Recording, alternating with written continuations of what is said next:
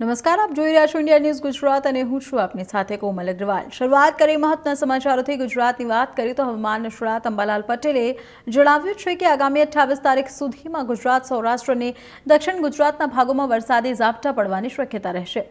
અમદાવાદ, મધ્ય ગુજરાત, વડોદરા અને આણંદના ભાગોમાં પણ આગામી 24 કલાકમાં વરસાદી ઝાપટા પડી શકે છે। સૌરાષ્ટ્રના વિવિધ ભાગોમાં અને દક્ષિણ ગુજરાતમાં પણ વરસાદી ઝાપટાની શક્યતા છે। આપણે ઉત્તર ગુજરાતની વાત કરીએ, સાબરકાંઠા અને અરવલ્લીના ભાગોમાં પણ વરસાદી ઝાપટા પડી શકે છે। અંબાલાલ પટેલે જણાવ્યું કે હાલમાં મીશો વેવ બહુ જ એક્ટિવ નથી, તેથી વરસાદ ઓછો છે। આગામી 48 કલાકમાં ગુજરાત, સૌરાષ્ટ્ર અને દક્ષિણ ગુજરાતના ભાગોમાં વરસાદ ઝાપટા પડવાની શક્યતા રહેશે। આગામી 24 કલાકમાં અમદાવાદ, મધ્ય ગુજરાત, વડોદરા, આણંદના ભાગોમાં પણ વરસાદ ઝાપટા પડવાની શક્યતા રહેશે। આ ઉપરાંત લગભગ સૌરાષ્ટ્રના ભિન્ન ભાગોમાં પણ વરસાદ ઝાપટા પડવાની શક્યતા રહેશે। દક્ષિણ ગુજરાતના ભાગોમાં પણ વરસાદ ઝાપટા પડવાની શક્યતા રહેશે। ઉત્તર ગુજરાત, સાબરકાંઠા, અરવલ્લીના ભાગોમાં પણ વરસાદ ઝાપટા પડવાની શક્યતા રહેશે। અને હાલમાં જે મીશો વેવ જે છે તેના કારણે ગુજરાતમાં જ્યારે એક્ટિવ ન હોવાથી વરસાદ થતો નથી। ઓસ્ટ્રેલિયાની આસપાસ એક ચક્રવાતી પરિભ્રમણ છે।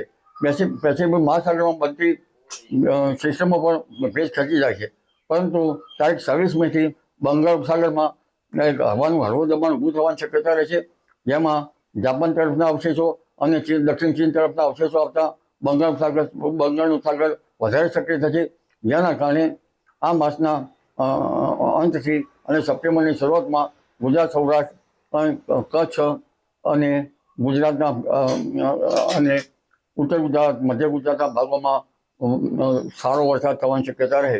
ક્યાંક ભારે વરસાદી ઝાપટા પણ પડી શકે। આ વરસાદી ઝાપટા કૃષિ પાકો માટે સારા ગણાય છે। જી આગામી 48 કલાકમાં ગુજરાત, સૌરાષ્ટ્ર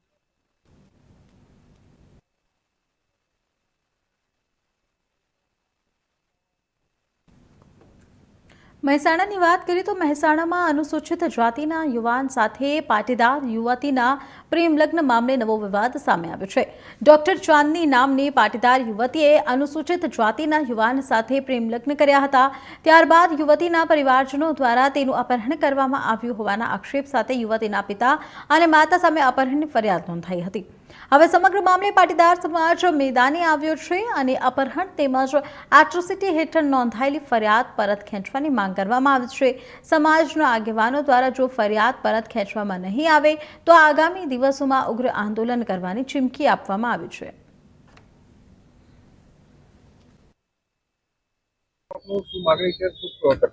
મારું નામ રિંકેશ પટેલ, એસપીજી ગુજરાત પ્રદેશ પ્રમુખ।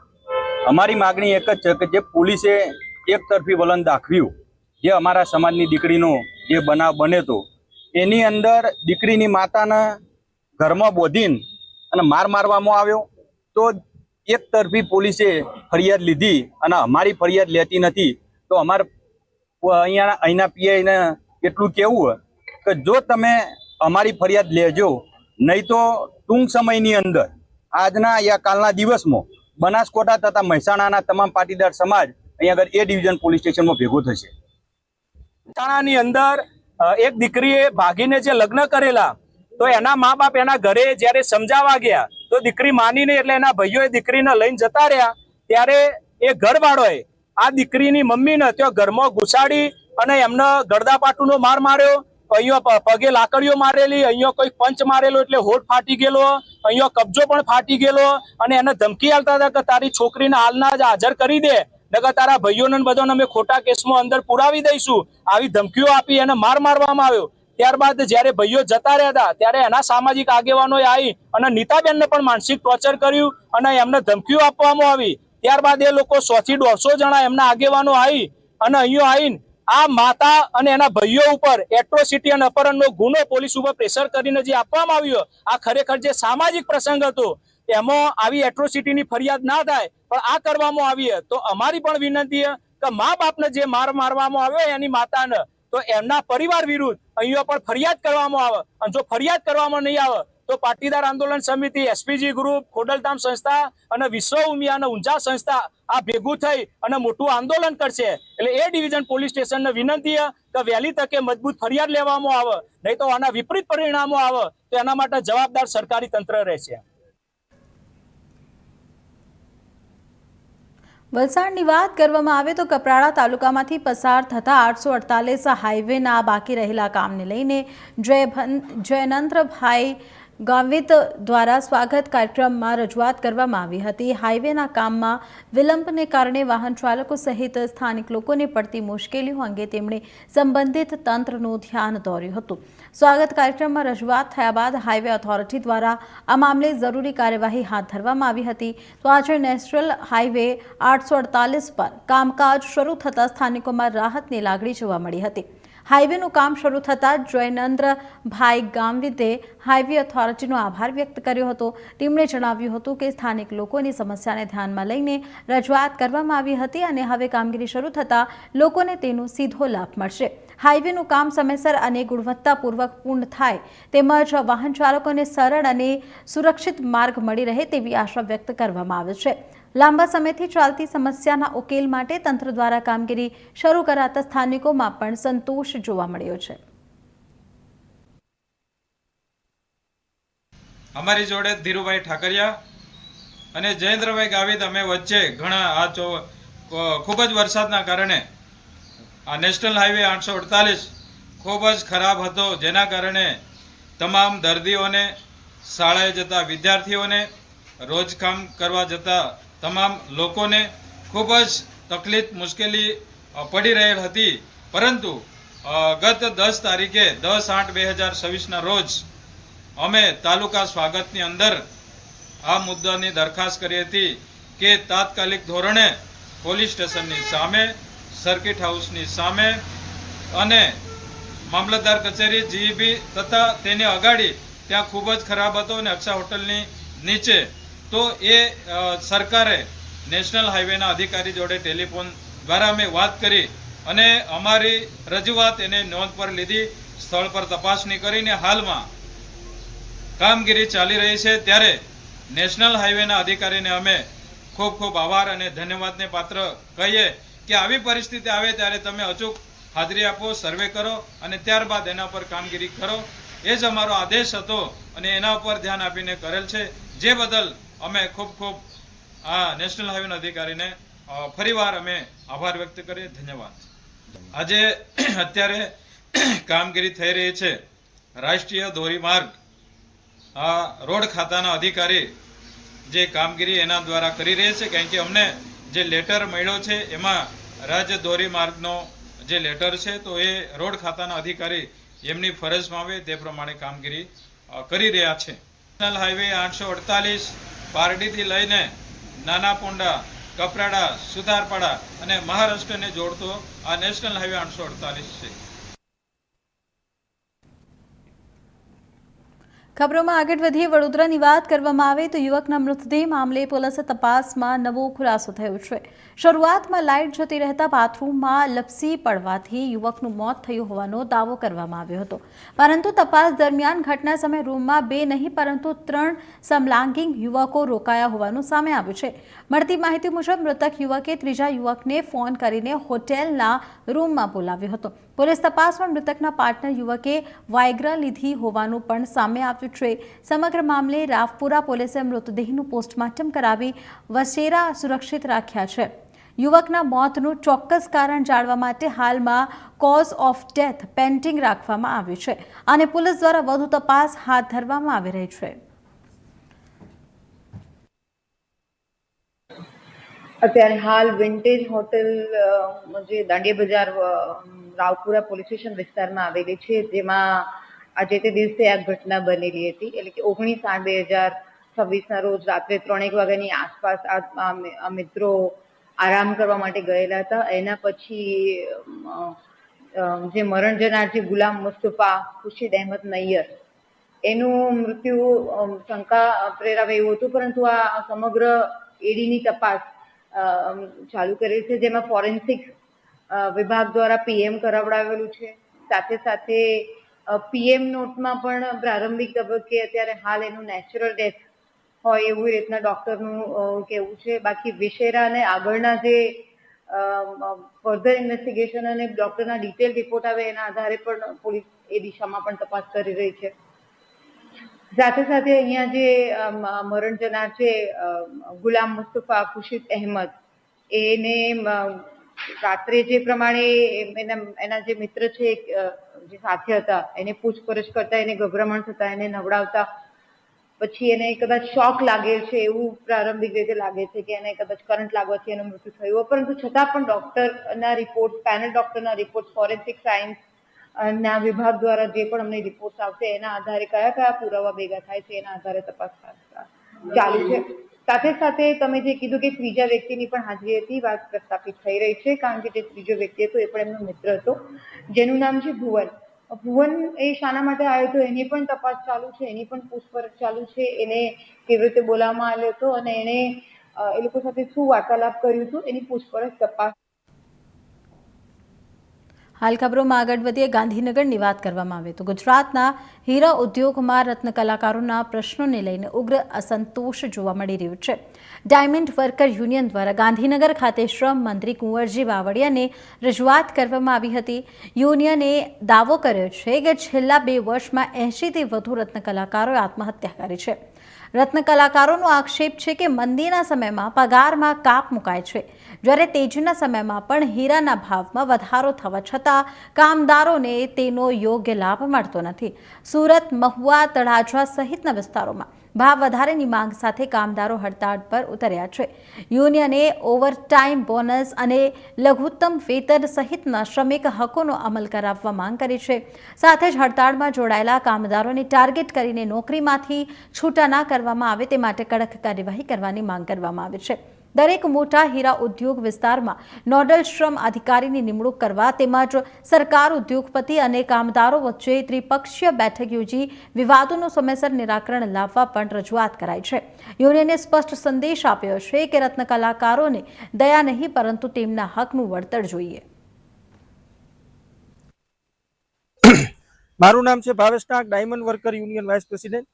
આજે ગાંધીનગર ખાતે ગુજરાતની અંદર અલગ અલગ જગ્યાએ જે લાખોની સંખ્યામાં રત્ન કલાકારો કામ કરી રહ્યા છે, ત્યારે તળાજા, મહુવા, સુરત, આ બાજુ અમરેલી, ભાવનગર, આ તમામ જગ્યાએ જે રત્ન કલાકારો પોતાની માંગણીઓ માંગી રહ્યા છે કે મોંઘવારી મુજબ ભાવ વધવો એનો અધિકાર છે, ત્યારે ગુજરાતની અંદર ગુજરાતના શ્રમ અને રોજગાર મંત્રીશ્રીને એવી રજૂઆત કરવા આવ્યા છીએ કે શ્રમ અને રોજગાર વિભાગનું મહેકમ વધારવામાં આવે. એનું કારણ એ છે કે એક અધિકારી પાસે 2-3 જિલ્લાનો ચાર્જ, તો કઈ રીતે કામદારોને કાયદાનું રક્ષણ મળી શકશે? કઈ રીતે કામદારોને કાયદાની જાગૃતિ લાવી શકશે? આ બાબતે અમે ગુજરાત માનવ અધિકાર આયોગ, ગુજરાત રાજ્યના ડીજીપી સાહેબશ્રી, એમને પણ એવી રજૂઆત કરવા આવ્યા છીએ કે માનવ ગૌરવનું રક્ષણ થવું એ માનવનો અધિકાર છે. અમારા રત્ન કલાકારો શાંતિપૂર્ણ રીતે જે રત્ન કલાકારો મોંઘવારી મુજબ ભાવ અને પોતાના અધિકારો માગી રહ્યા છે એને પોલીસ તંત્ર દ્વારા કાયદાનું રક્ષણ આપવામાં આવે, કાયદેસર જો રક્ષણ આપવામાં આવે ને કાયદેસર એની માંગણી અને ન્યાય આપવામાં આવે, ખોટી રીતે દબાવવાના પ્રયાસો કરવામાં આવે નહીં. માલિકો દ્વારા પણ એને અમુક જગ્યાએ જે રત્ન કલાકારો હડતાલ ઉપર જોડાય છે એને કામમાંથી છૂટા કરી દેવામાં આવે છે, તો આ થવું ન જોઈએ. કારણ કે માંગણી માગવી એ માનવનો અધિકાર છે અને માનવ ગૌરવનું રક્ષણ કરવું એ પણ આપણો અધિકાર છે. તો આ બાબતે આજે ગાંધીનગર ખાતે આવવાનું થયું છે. તો આ બાબતે ગુજરાત સરકારે આ મુદ્દાને ગંભીરતાથી લઈ આગળની કાર્યવાહી કરવામાં આવે. શ્રમ વિભાગની અંદર અમે રજૂઆત કરી છે. મહેકમની અંદર એ લોકોએ હાલ સુધી કોઈ જવાબ આપ્યો નથી, પરંતુ અમને વિશ્વાસ છે કે મહેકમ વધારવામાં આવે. કારણ કે ગુજરાતની અંદર મોટી ઇન્ડસ્ટ્રીઝ, ટેક્સટાઇલ ઇન્ડસ્ટ્રીઝ હોય, ડાયમંડ ઇન્ડસ્ટ્રીઝ હોય, લોખંડ ઇન્ડસ્ટ્રીઝ હોય, સિરામિક ઇન્ડસ્ટ્રીઝ હોય, અલગ ઇન્ડસ્ટ્રીની અંદર લાખોની સંખ્યામાં કારીગરો છે. એની સામે જે શ્રમ વિભાગનું મહેકમ છે એ બહુ ઓછું છે. તો આ મહેકમને પરિપૂર્ણ રીતે પૂરું કરવામાં આવે. સુરતની વાત કરવામાં આવે તો ભાવનગર લઠ્ઠાકાંડ મામલે સુરત જિલ્લા કોંગ્રેસ દ્વારા ઉગ્ર વિરોધ પ્રદર્શન કરવામાં આવ્યું હતું. સુરત જિલ્લા કલેક્ટર કચેરી ખાતે મોટી સંખ્યામાં કોંગ્રેસના કાર્યકર્તાઓ એકત્રિત થયા હતા અને સૂત્રોચ્ચાર કરી વિરોધ નોંધાવ્યો હતો. કોંગ્રેસે રાજ્યમાં દારૂબંધીના કાયદાની કડક અમલાવરી કરવાની માંગ સાથે શહેરમાં ચાલતા ગેરકાયદેસર દારૂના અડ્ડાઓનો ડ્રોન સર્વે કરાવવા અને આવા અડ્ડાઓ સામે તાત્કાલિક કાર્યવાહી કરવાની માંગ કરી હતી. આજે જે ગુજરાતની અંદર લઠ્ઠાકાંડ થયો છે, લઠ્ઠાકાંડ ગુજરાતની અંદર સમય થાય છે અને લોકોને અને આખા ભારતને ખબર પડે છે કે ગુજરાતમાં દારૂ વેચાય છે.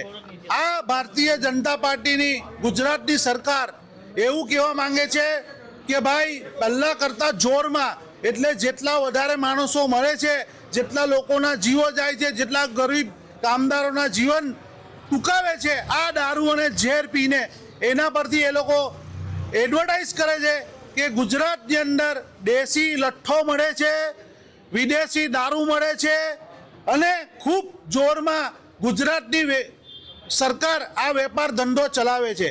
આ ધંધાની ફ્રેન્ચાઇઝી મળે છે એ પોલીસ કમિશનરોની ઓફિસમાંથી અને આ ફ્રેન્ચાઇઝીના મુખ્ય ગૃહ વિભાગમાંથી, એટલે આપણા ગૃહમંત્રી એનો મુખ્ય CEO છે.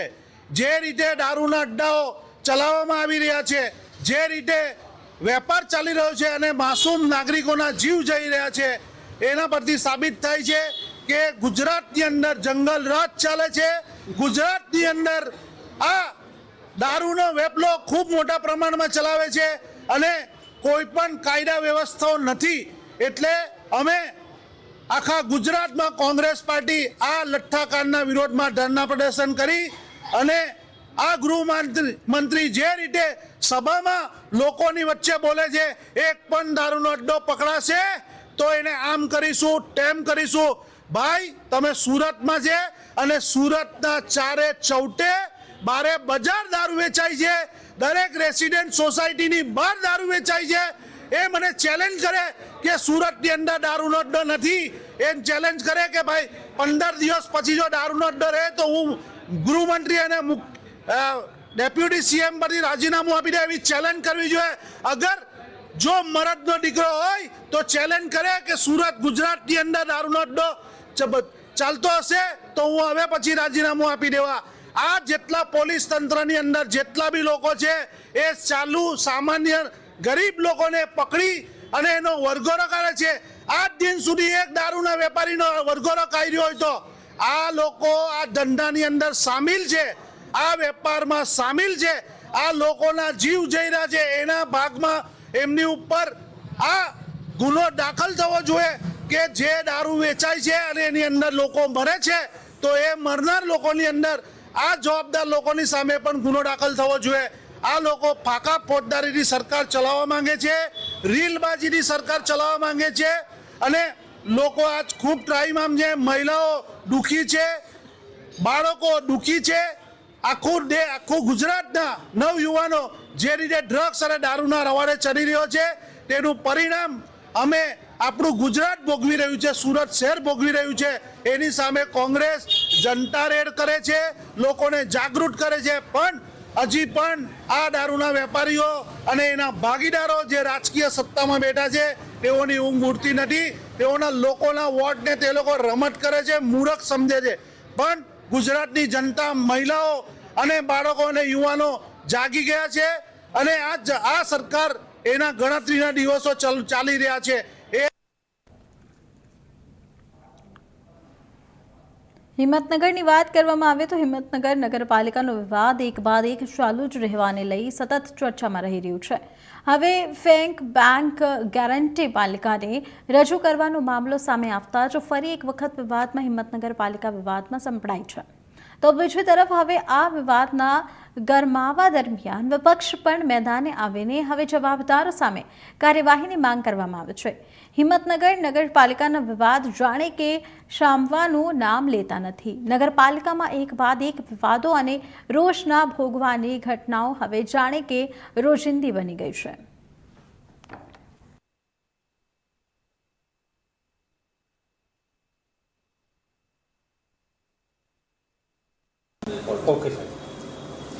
ઉમા એન્ટરપ્રાઇઝ દ્વારા જે મેન પાવર માટેનું ટેન્ડર ભરેલું હતું એમાં DRDAની કચેરીમાં ફ્રોડ કરવાનું માલુમ પડતા નગરપાલિકા દ્વારા અગાઉના વર્ષમાં એને કામ કરેલું હતું.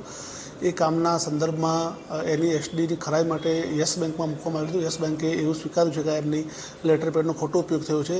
તો એ અંતર્ગત યસ બેંકને અમે જાણ કરવાના છીએ. એમના ખોટા લેટર પેડનો ઉપયોગ કર્યો છે એ બાબતે એના વિરુદ્ધમાં કાર્યવાહી કરવા બાબત અત્યારની કચેરીથી એનું ટેન્ડર અત્યારે ચાલુમાં હતું. એમને તપાસ કરતાં એમાં કોઈ ડોક્યુમેન્ટ ફ્રોડ માલુમ પડ્યા ન હતા, છતાં એનું ટેન્ડર રદ કરી અને બ્લેકલિસ્ટ કરવા માટેની આગામી સમયમાં સામાન્ય સભામાં લઈ અને કાર્યવાહી કરવામાં આવશે. અને બેંકને પણ એ લેટર લખવામાં આવવાના છે કે એના વિરુદ્ધમાં નિયમસરની કાર્યવાહી કરવા બાબત. આજ રોજ હિંમતનગર શહેર કોંગ્રેસ સમિતિ દ્વારા હિંમતનગર નગરપાલિકામાં વોર્ડ નંબર 7 જે પ્રમુખનો પોતાનો વોર્ડ આવે છે અને બાંધકામ ચેરમેનનો પોતાનો વોર્ડ આવે છે, ત્યાં છેલ્લા 2 વર્ષથી ભૂગર્ભ ગટરની જે લાઈનો છે એ ઉભરાય છે અને ગંદુ પાણી આખા સોસાયટીઓમાં વહે છે. વારંવાર ત્યાં લેખિત અને મૌખિક ફરિયાદ કરવા છતાંય અને જિલ્લા સ્વાગતમાં ફરિયાદ કરવા છતાં હજી સુધી કોઈ કામગીરી હિંમતનગર નગરપાલિકાના દ્વારા કરવામાં આવતી નથી. 1 મહિનાના જે સાફ સફાઈના 10 લાખ રૂપિયા જેવી માતબર રકમ મેન્ટેનન્સ પાછળ ખર્ચવામાં આવે છે. તેમ છતાં પણ અત્યારે હાલ પ્રમુખના પોતાના વોર્ડના અંદર ભૂગર્ભ ગટરની હાલત છે, જેનાથી ત્યાંના નાગરિકો, વડીલો, વૃદ્ધો બીમાર પડે છે અને અમાનવીય પરિસ્થિતિમાં જીવવા માટે મજબૂર બન્યા છે. ચોક્કસથી હિંમતનગર નગરપાલિકાની આ નિષ્ફળતા દેખાય છે.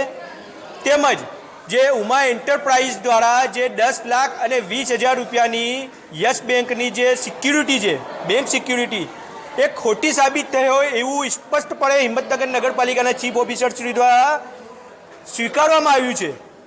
પણ તેમ છતાંય જે પદાધિકારીઓ તેમજ જે બાંધકામ સમિતિને દ્વારા તેમજ અધિકારીઓ દ્વારા મેળા પીપળા કરી અને એના ઉપર બ્લેકલિસ્ટ કરવામાં નથી આવી એજન્સીને, હજી સુધી કોઈ એફઆરઆઈ દાખલ કરવામાં નથી આવી. આ બિલકુલ શંકાસ્પદ બાબત છે. આથી અમારી શહેર કોંગ્રેસની તેમજ વિપક્ષની સ્પષ્ટપણે માંગણી છે કે ચોક્કસથી આ બાબતની તપાસ થવી જોઈએ અને જે અધિકારી અને પદાધિકારી આના અંદર સંડોવાયેલા હોય એના ઉપર પગલાં લેવા જોઈએ એવી શહેર કોંગ્રેસ વતી અમારી માંગણી છે. આપ જોઈ રહ્યા છો એ પ્રમાણે હિંમતનગર નગરપાલિકાના પદાધિકારીઓ લાખો રૂપિયાના ખર્ચે પોતાની એસી ઓફિસો બનાવી રહ્યા છે, પરંતુ પબ્લિક છે એ ગંદકીમાં જીવવા માટે અત્યારે હાલ ટ્રસ્ટ છે. ચોક્કસથી 50 વર્ષના જે એકધારું શાસન છે એ નિષ્ફળ છે. હિંમતનગર નગરપાલિકાના ભારતીય જનતા પાર્ટીના શાસકો અત્યારે ભ્રષ્ટાચારના અંદર ગળાડૂબ છે અને જે ચીફ ઓફિસર શ્રી છે એ પણ પોતે અત્યારે ખાલી ભાજપનો ખેસ પહેરવાનો બાકી રાખ્યો છે એટલી હદે એમની પોતાની ફેવર કરી રહ્યા છે. અમે સક્ષમ વિપક્ષ તરીકે સમયાંતરે લોકહિતના અને જાહેર હિતના મુદ્દા એ પબ્લિક સમક્ષ લાવીએ છીએ અને જો આ વહેલી તકે આ ભૂગર્ભ ગટરની સમસ્યા જે વોર્ડ નંબર 7ની છે તેમજ અન્ય વિસ્તારોની છે એ જો નાબૂદ નહીં થાય, એની સમસ્યાનું સમાધાન નહીં આવે તો આગામી સમયના અંદર એ જ ભૂગર્ભ ગટરના પાણી જે બોટલો ભરી અને પદાધિકારીઓ પ્રમુખશ્રીની અને ચીફ ઓફિસરની ચેમ્બરમાં ઠાલવવામાં આવશે. પ્રજા જો ગંદકીમાં રહેશે તો અધિકારી અને પદાધિકારીઓને પણ ગંદકી એવી અમારી આ તબક્કે ચીમકી છે. તો વહેલી તકે આ કામગીરી કરે એવી અમારી માગણી છે. હાલ સમાચારમાં આટલું જ. વધુ સમાચાર માટે જોતો રહો ઇન્ડિયા ન્યૂઝ ગુજરાત.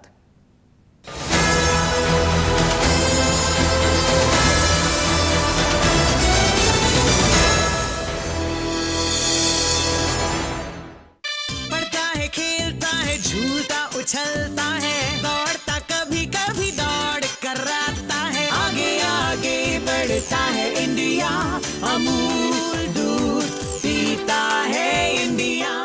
सस्ते वाले दाल मसाले स्वाद हुआ बेकार, MDH की हल्दी मिर्ची धनिया करे कमाल, ये रंग दे, ये खुशबू दे, ये तीखा, ये कम पड़े, क्या निराला MDH मसाला.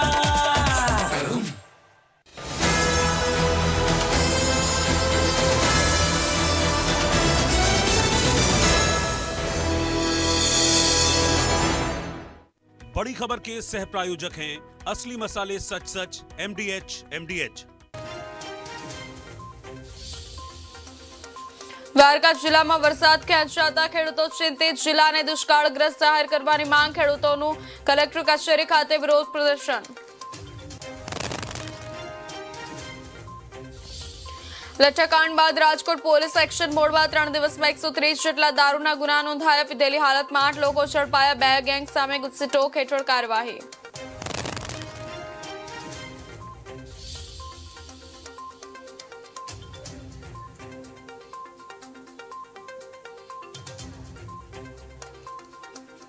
લઠ્ઠાકાંડના વિરોધમાં ભરૂચ કોંગ્રેસનું પ્રદર્શન. રેલવે સ્ટેશન ખાતે કોંગ્રેસના કાર્યકરો એકઠા, પ્લેકાર્ડ સાથે સરકાર સામે સૂત્રોચ્ચાર.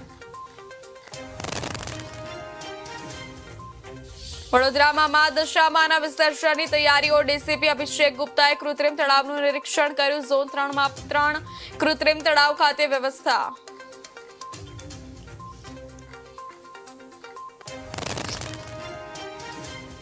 વ્યારા ખાતે 77મા વન મહોત્સવની ઉજવણી. મંત્રી જયરામ ગામિતની અધ્યક્ષતામાં કાર્યક્રમ. મહાનુભાવોએ વૃક્ષારોપણ કરી હરિયાળીનો સંદેશ આપ્યો.